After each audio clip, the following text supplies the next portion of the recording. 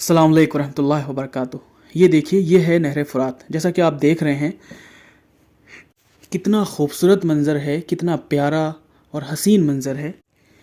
یہی وہ نہر فرات ہے کہ جو کربلا میں تھی، کہ جس کے ہوتے ہوئے کربلا میں لوگ پیاسے رہے، اہل بیت علیہم الصلوۃ والسلام پیاسے رہے، اہل حرم پیاسے رہے۔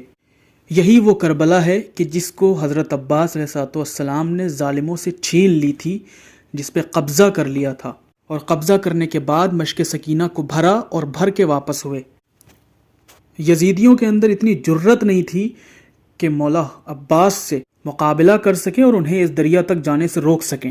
مولا عباس نے شیر کی طرح اس دریا پہ قبضہ کیا اور مشک سکینہ کو بھر کے واپس ہوئے، لیکن وہ نامرد اور بزدل کہ جنہوں نے چھپ کر مشک سکینہ کو تیروں سے چھلنی کر دیا اور پانی بہا دیا، اسی سبب سے مولا عباس کی شہادت واقع ہوئی۔ اس نہر فرات کی فضیلت یہ ہے کہ جو بھی مولا حسین کی زیارت کو جائے اور اس میں غسل کرے تو اس کا غسل کرنا مستحب ہے، لہٰذا میں نے چاہا کہ آپ سب کو اس کی زیارت کرا دوں۔ یہی ہے وہ نہر فرات کہ جس میں غسل کرنا مستحب ہے، لہٰذا جو لوگ بھی زیارت کرنا چاہتے ہیں، کربلا کی زیارت پہ جاتے ہیں، ان سے گزارش ہے کہ جب بھی آپ لوگ کربلا کی زیارت کو جائیں تو نہر فرات سے ہو کر کے اگر جانے کا موقع ملے تو اس میں غسل کریں۔